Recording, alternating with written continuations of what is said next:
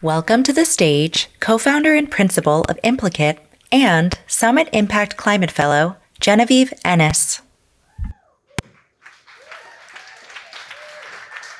Good morning.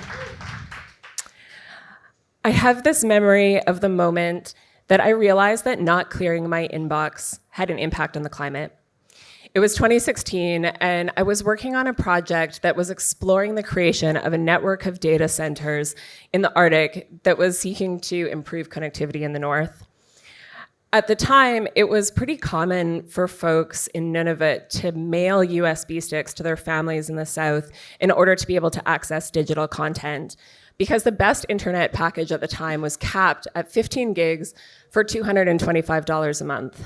Each additional gig was another $15, and at that rate, it meant that watching the first season of Stranger Things cost over $400, which it debuted that July. This lack of infrastructure, of digital infrastructure, had significant constraints for the healthcare, legal, and education systems that were often limited to a bandwidth of about 6 megabytes per second, which is likely less than a 40th of your speed at home right now. When speaking with elders from the Gwich'in Nation, they described colonization as a process of division and isolation, and felt that having access to information and connectivity was critical to the healing of circumpolar indigenous communities. We also came to realize at the time that the Arctic was in another unique position. Because it almost never got hot, data centers could run at a cooling capacity of 70% less than their counterparts to the south. This was so important because at the time, over half of the world's data centers were powered by coal.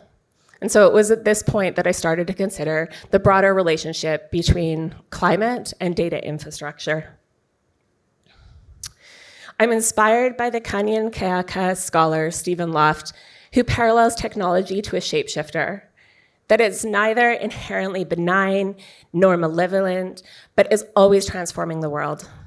I believe deeply in the power of science and technology to act as drivers of progress, but I also believe that we have a responsibility to anticipate and respond to unintended consequences. The power of digital infrastructure lies in its potential to improve human rights, social inclusion, and poverty eradication. It supports democracy and knowledge aggregation, and it has the potential to mitigate climate change. But less than a decade ago, data centers globally used about 30 gigawatts of electricity annually. This was approximately the equivalent output of 30 nuclear power plants. By 2022, this had exploded to 240 terawatts, or the equivalent of 240,000 nuclear power plants. This is the ecological paradox of technology.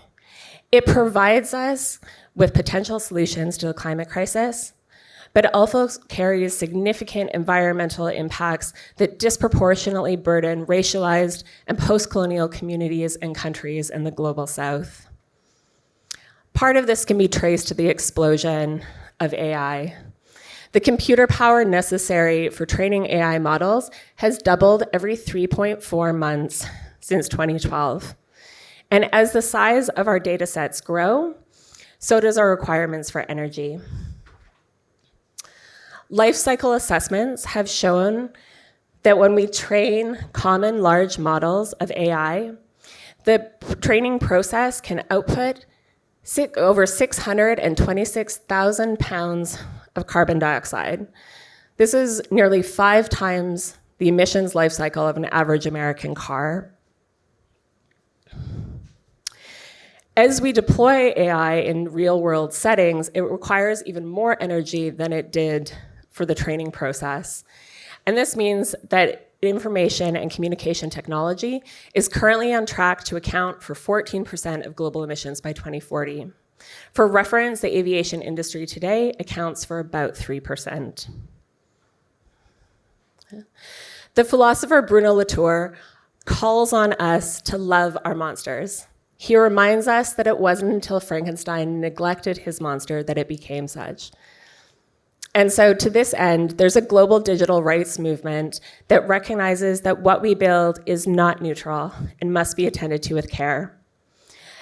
The Climate Tech Lab brings together scientists, engineers, legal experts, artists, and activists to apply climate technology to alternative futures and to cultivate rigorous, creative, and practical policy to address some of these environmental impacts of data infrastructure.